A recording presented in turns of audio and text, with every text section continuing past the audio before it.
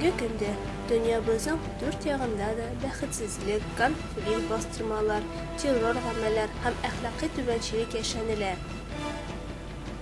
Мөселман өлкәләре исә тармар килеп, бердәмсезлек эшендә интегә. Мондый шартларда һәр нәрсә шишелмәс бер булганчы буларак күренә. Шундыйда исә арта барган мондый һәр тәртипсезлек киләчәктә котлы бер заманга якынлавыбызның хәбәрчесе булуы мөмкин. Сугышлар, юксынулар, ачлык, дөньяның һәр тарафында мөселманнарның кимсетелүе кебек вакыйгалар барысы да 1400 ел элек Пәйгамбәребез Мөхәммәд саллаллаһу алейхи ва сәллям тарафыннан кисәтеп куйган кыямәт галәмәтләридер. Бу галәмәтләрнең чынлыкка ашуы яңадан Пәйгамбәребез Мөхәммәднең саллаллаһу алейхи ва сәллям сөенеч хәбәр иттереп калдырган ислам әхлакының дөньяга таралуына якынлашуыбызга ишарәт итәдер. Әлбәттә, иң дөресен тик Аллаһ белүче.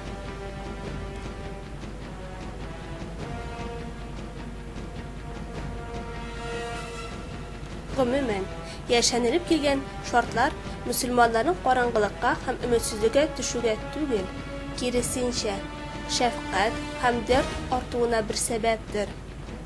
Ахыр заман бик бөек үзгәрүләр яшәнәчәк һәм дөнья тарихының иң әһәмиятле чорларыннан бередер.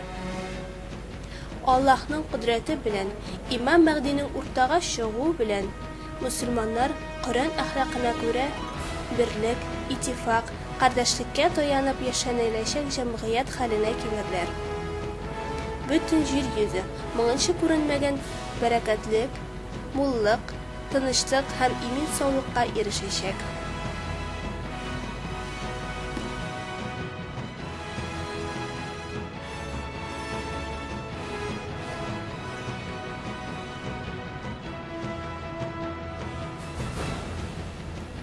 Буларның бөтенесе ихластан иман итүчеләр өчен тирән күңелдән дәртләнүгә, сөенечләре артуга сәбәпче булган бик әһәмиятле хәбәрдер.